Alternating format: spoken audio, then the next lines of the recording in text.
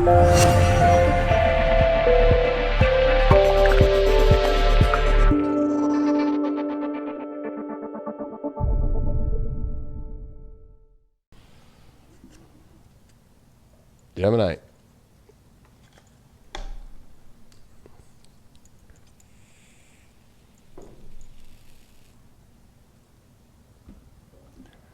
Gemini, come on down.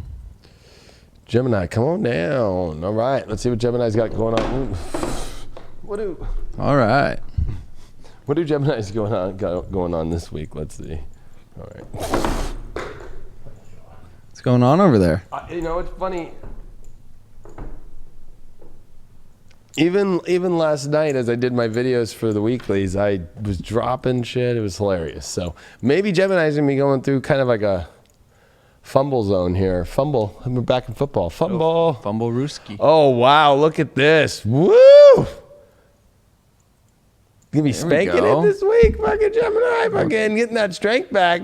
I think that you gotta have the strength to do what you know you have to do in your heart. This new moon is in your 4th house. What do you emotionally just know feels good? Venus and Leo, what stimulates you? You know, I would say that with the trine to Saturn too, it's the trust, and it is the house of sex, the 8th house for you in Capricorn. And this is the 8 card, strength card. I think it's interesting that they put this one as like, you know, finding that divine masculine, divine feminine energy that is in perfect harmony and having the strength to know it and to do it. Great card for you to have. Looks like it's gonna be a pretty intense week. Your challenge though is love. I think that this is the weird issue, is you have to have the strength to go into the love that you want. I think that you're afraid of it. That's why that strength card would come out. It's like something great and beautiful is there, but you're totally afraid of it all, that 8th house stuff ending. And for you, this new moon is squaring the nodes. One of the nodes is in your sign and the other one's in your relationship house. It's like, I think that you gotta leave the kind of belief systems about how relationships should be and all this stuff and go back to just what do you want? And go back to that instead of making love kind of this, I don't know, kind of like school of love that you must have taken the test and followed all these certain procedures and yada, yada, yada. 7 of wands in reversed.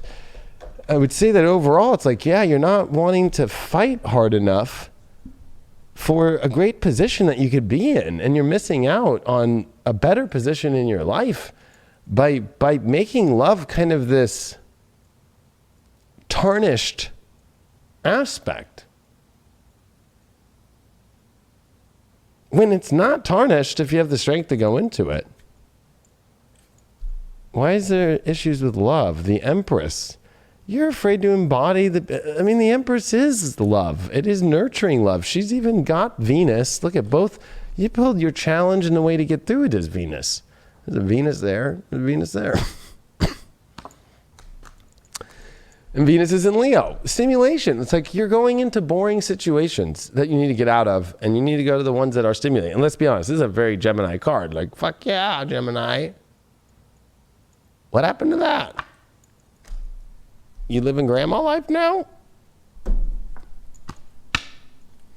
You pulled the 6 of Cups upright, which is, you know what? You only build good memories when they're fun and exciting and wild. I don't think that I think that what the big lesson of all the Capricorn 8th house stuff is going to be for Geminis at the end of this was, I was afraid of the intensity and the passion and the edge, even though that's the thing that gives me my greatest accomplishments in life as a Gemini, stimulation and memories.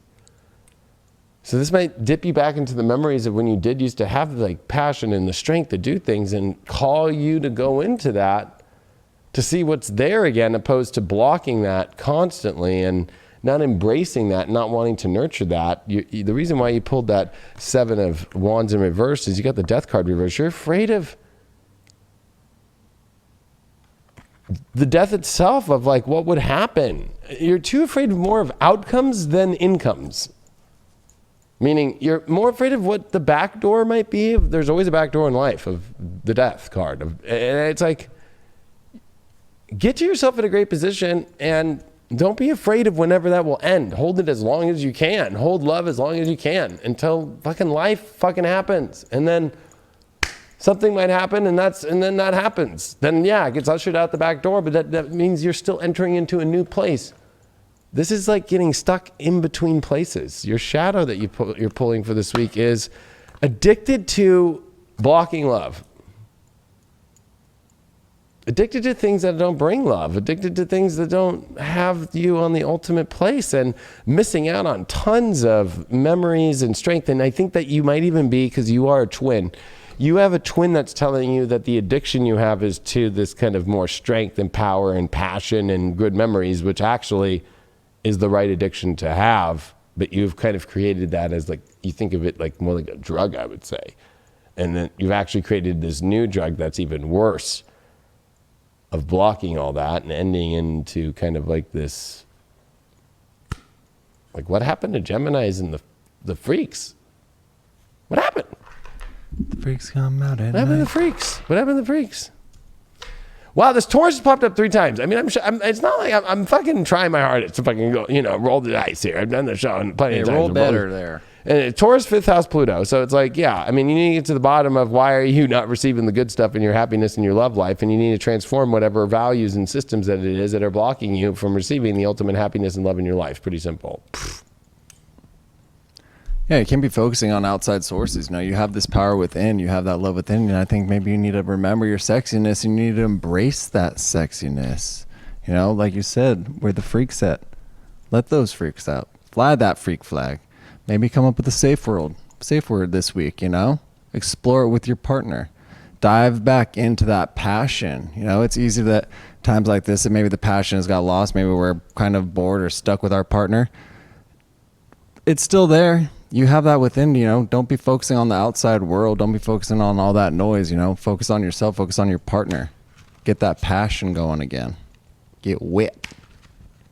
Yeah, but if there's no passion there, then it's like kind of the grandma that's going to stay with the grandpa because he's on, crutches. Well, that's completely different, That's I'd completely also say different. that with Mercury and Libra squaring Jupiter, Pluto, that's their love house Mercury squaring their 8th house Pluto, Jupiter. It's like, yeah, the balance in life that has to be rebalanced is getting stimulated over happiness and edge. And it's about edge that needs to be brought back into your life.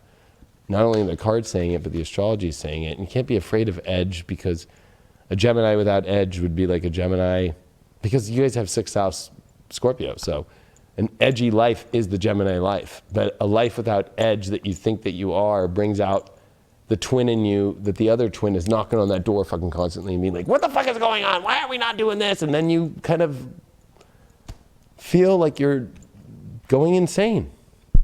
This is about getting you out of insanity. Wow.